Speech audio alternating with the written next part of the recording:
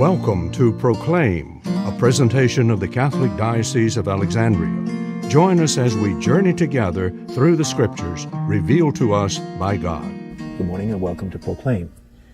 Having taken that bold gesture of removing the covering on the house so that the room was exposed, it says, after they had broken through, they let down the mat on which the paralytic was lying. The term mat, as Mark uses it, is a very simple type of bed that could have been almost anything, a cot or a mat. When Matthew and Luke tell the story, they use a slightly more sophisticated word, but it's the same idea.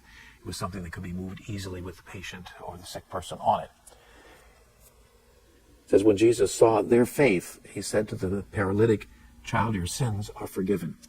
Notice when he saw their faith. Now, that wouldn't necessarily exclude the paralyzed person, but it seems to be clearly including the four who went to such a great amount of trouble that he recognizes that they have faith, not, again, in the sense that we usually use it, meaning believing some particular truths or facts, but a real commitment. They were bound and determined to get to Jesus so that the person, whoever it might have been, and whether it was a young person or an adult, we don't know, the fact that the person is addressed by Jesus as my child, that would have been simply a very simple and common way of addressing him.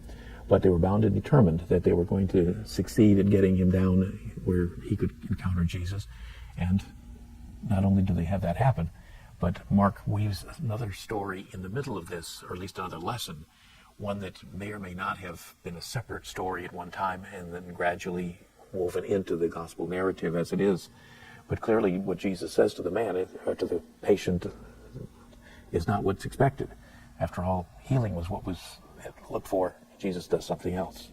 This program was brought to you by Kramer Funeral Home.